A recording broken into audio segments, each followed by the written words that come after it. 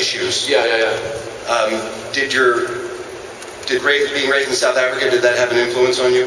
Yeah, hugely. I think, I mean, even aside from some of the issues that it raises, because, I mean, ultimately it is kind of a Hollywood thrill ride, really, more than any sort of political statement. But I think that me growing up in South Africa had a huge hand in wanting to see science fiction that I loved as a kid, that everyone here loved, placed in an environment that was like slightly unusual, and that environment was the one that I grew up in. It's just because I grew up there, and meanwhile I was watching, you know, Alien and 2001 and everything else, so I thought it would be cool to put that sort of sci-fi western, you know, fiction into South Africa.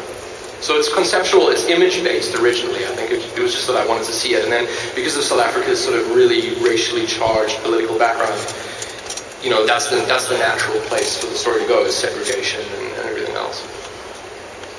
Sharlto, you haven't done a ton of acting. No. In front of the mirror, yeah. To take on a role like this, by the way, I saw the movie last night, your performance is brilliant. Thanks very much.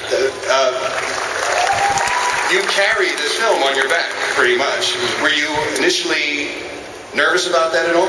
Not really, man. I mean, I haven't acted, as you say, but I was, you know, a filmmaker from a very young age. So, you know, from like the age of 10, I was, you know, probably like a lot of people here as well, you know, just making films with whatever you could find, and often, you know, putting myself and my friends in them.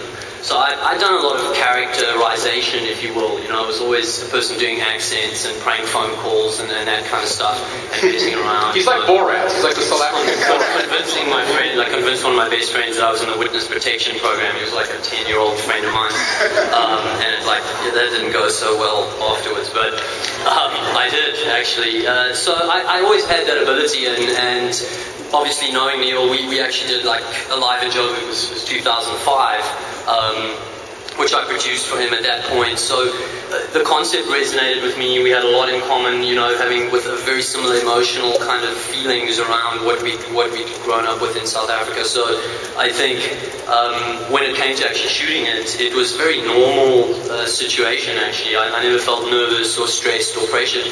You know, the Peter Jackson part was the really weird thing where you're sort of making this little movie with no money and a shoestring, and the next thing, you know, Peter's going, here you go, come and make it. That was the part that was kind of like, you know, a little intimidating. It was inspiring, and it was humbling at the same time, you know, to go through that. You're kind of inspired because where the industry's going, you really feel like you can, it's easier to make things nowadays. It means it's more competitive, but you can get seen and you can get through.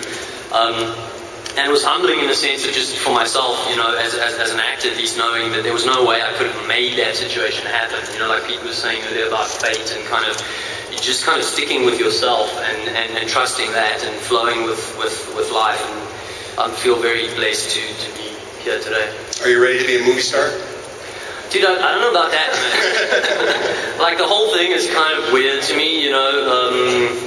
It's so much easier, the being in front of the camera, though. So much more stress. Well, dude, actually, if I remember correctly, you did keep asking me when we were filming when the fame would begin. Yeah, that was like the standing joke between us, because Neill had this thing where, like, he was, I became convinced that he was trying to see what I would do, like when I would say no, because we have this thing about, you know, actors that throw their toys because they don't want to get cold, or they don't want this to happen. So I was like really pushing myself, and like day one comes and there's a scene in the which is cut out of the film. Conveniently, interestingly, Neill conveniently I got rid of it. That it's not in the film now, but the first day arrives and I'm kind of, you know, the wardrobe lady's there and I'm really feeling confident and I'm not nervous, as I was saying, and she takes out this little flesh-colored sack, like a little bag, and she says, this is a jewel bag for when you're in the bath. And I was like, are you serious, man? And literally, yeah, it's like a flesh-colored sack that kind of, I don't know, it's 18, right?